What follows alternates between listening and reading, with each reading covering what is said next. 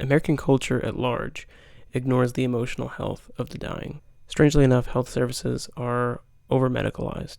This is a really big problem in medicine because emotional care is a source of comfort for the patient. It seems obvious to value emotional health because no one wants to die full of sorrow or anger, but people commonly do. Our culture demands physical results. Being comfortable is for people who have already given up. I'd argue that comfort is the most important thing. Sure, it doesn't elicit miraculous physical change in a dying person, but it does something even more helpful. It facilitates acceptance. I personally think that futile medical treatments are an act of denial. They prevent comfortable passing in a few ways. Late-stage treatments physically take a pretty big toll on people, and they also deal quite the emotional haymaker because people tend to trick themselves into thinking that they can overcome the impossible, which is imminent death. Then they see their incoming death as a lost battle instead of an inevitable stage of life. Emotional health is what we have when our physical health fails. Accepting and coming to terms with the terrifying event that is death is how we keep ourselves well. So when the time comes, invite the Grim Reaper in for a cup of coffee, and if you haven't already, slip on your coziest slippers and take it easy. Shoot the feces with your own mortality, so to speak. But how do we reach acceptance? Denial is a far easier thing to embrace. That doesn't make it the healthiest option, though.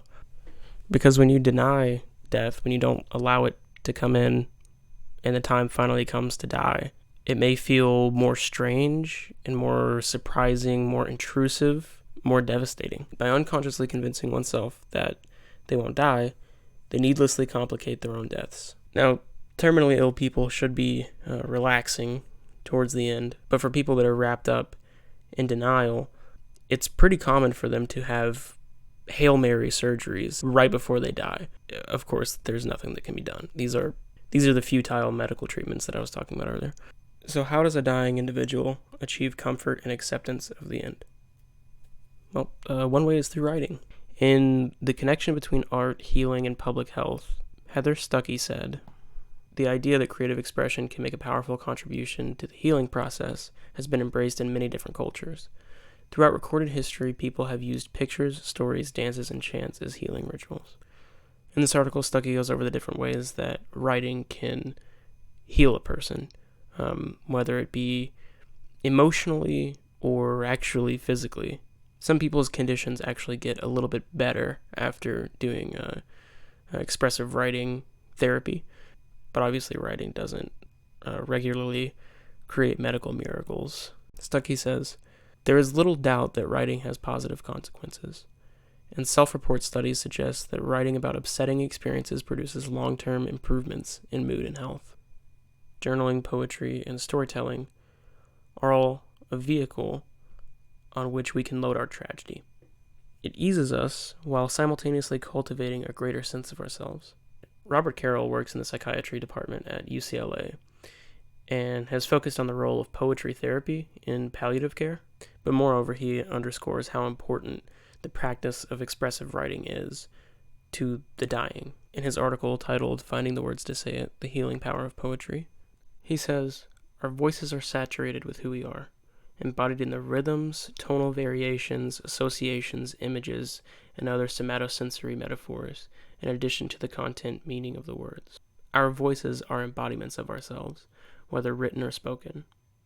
It is in times of extremity that we long to find words or hear another human voice letting us know we are not alone." Needless to say, stylized writing serves as an outlet for the emotional and physical pain of being terminally ill. Carroll goes on to say in his article that some catastrophes are so large they seem to overwhelm ordinary language. He says in mainstream culture there are subjects that we don't talk about. They're taboo. For example, even though each of us is going to die, we don't talk about the dying. Instead, we avoid it.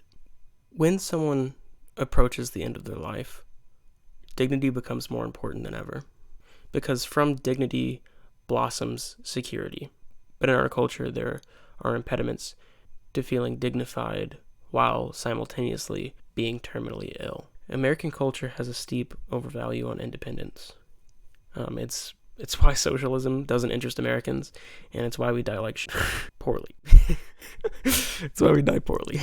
When people feel their ability to be independent start to decay, when they can't bathe themselves or use the bathroom by themselves, they see themselves as less autonomous. They no longer feel like themselves because of the loss of bodily control. It is important to note that there is an iron link between independence and strength in this country. It's written in the first few chapters of the American narrative that a strong few became independent from the most powerful empire in history. There's an associated idea, I guess the inverse of the popular American idea, or the popular American pairing of strength and independence, that dependence means that you're weak, and that helping the weak actually serves to make them more helpless. But obviously, help is a necessity. Everyone needs help, and it is often used as a weapon to invalidate people. The social condition of elderly and terminal people is bleak because they're more dependent than young people. When people can't physically care for themselves, they're deemed invalid. Look at the language in play here. Obviously, older and terminal people feel unappreciated and emotionally unwell. Of course, they're invalidated. But furthermore, we don't need to look any further than how they were treated last year during the pandemic, when people told each other, don't worry, the coronavirus only kills old and sick people. Of course, the terminally ill and the elderly feel weaker and feel more insecure. Listen to what the culture has told them. Legacy can give someone that strength and security that they need. Their end-of-life writing is a record of what they want to be remembered for, the most important aspects of that individual, and their descendants will be able to view their work and view their character. Harvey Chochinov outlined about a dozen prompts for the terminally ill to answer, and a lot of these prompts can be used as the base for end-of-life writing. And that's because these prompts are designed to make people reflect positively on their lives. An example would be, when did you feel most alive? That's one of the questions. While the terminally ill person may say, just give a story or something. If there is if they combine that with expressive writing therapy, then perhaps we could actually get a short nonfiction piece out of when they felt most alive. Perhaps a poem, perhaps a piece of fiction. It's up to however the terminally ill person would like to express themselves. But the point of Chochinov's prompts is that the dying can get a sense of fullness and closure as they reminisce, and from that, they can be secure.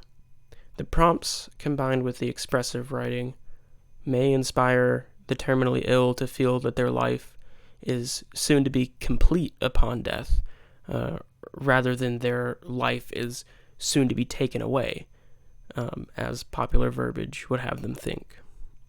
These questions also represent several opportunities for the terminally ill to be honest with themselves and their family.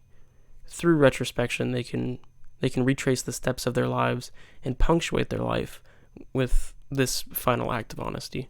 In Chochinov's article titled Dignity Conserving Care, a New Model for Palliative Care, the dying feel honored when others value them.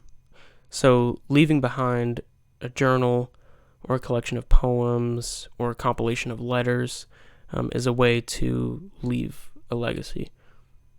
It's a way to leave a proxy of yourself, which would be valued in the same way that you were as a person.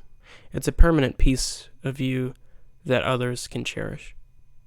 Chochinov also pointed out that patients who feel more appreciated are less likely to have considered euthanasia or physician-assisted suicide. The dying often realize when they're looking at their own legacy that they've actually lived a pretty good life, even despite the rough parts. And a good life yields a good death.